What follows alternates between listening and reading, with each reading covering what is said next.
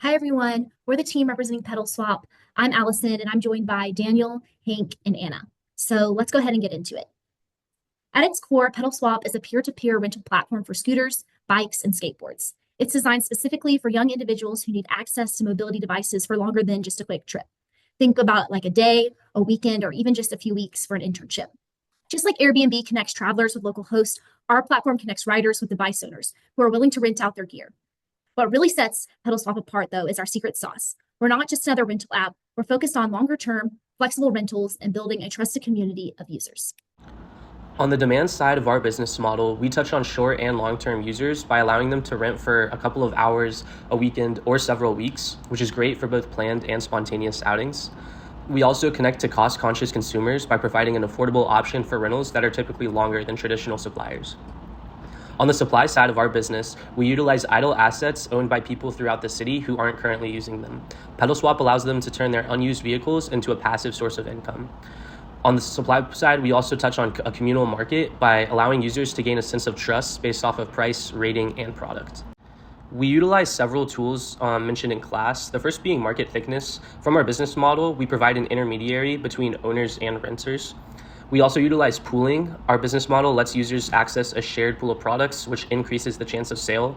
And lastly, capacity planning. Like in the beer game, we will have to analyze the available rentals versus rental demand. Yeah, so jumping into some risk and mitigation strategies here. First, vehicle maintenance and reliability is a concern, especially with long-term rentals. So to address this, we'll implement regular inspections, track vehicle conditions, and encourage feedback from users to catch issues early.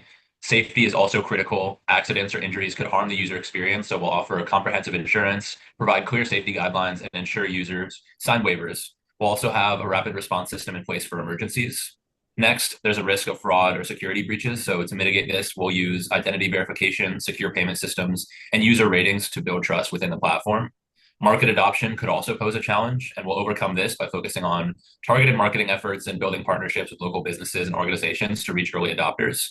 And lastly, we need to stay ahead of the competition. So while larger players may enter the market, we'll differentiate Pedal Swap with our unique value proposition, local focus, and scalable growth strategy. So after looking at Pedal Swap's business model and comparing it to our competitors like Lime and other e-bike companies, we have a few extra steps that we should take in order to actually implement the business, starting off with building a minimum viable product. So this is just a simple business model where we can easily showcase what our solution is and who we want to cater towards.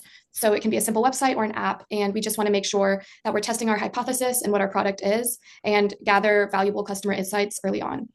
Secondly, we want to supply in a smaller market before we jump into something big. This is just an easy way for us to see how well our product actually does in the real world.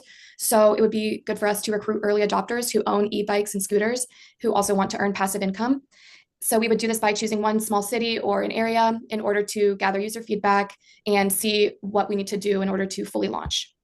And then lastly, with marketing, in order to fully launch, we'd want to build a wait list or some sort of page to gauge interest for consumers. And we would try to do this by really utilizing social media, maybe campus ambassadors on a college campus, even local tourism boards in order to reach our target audience.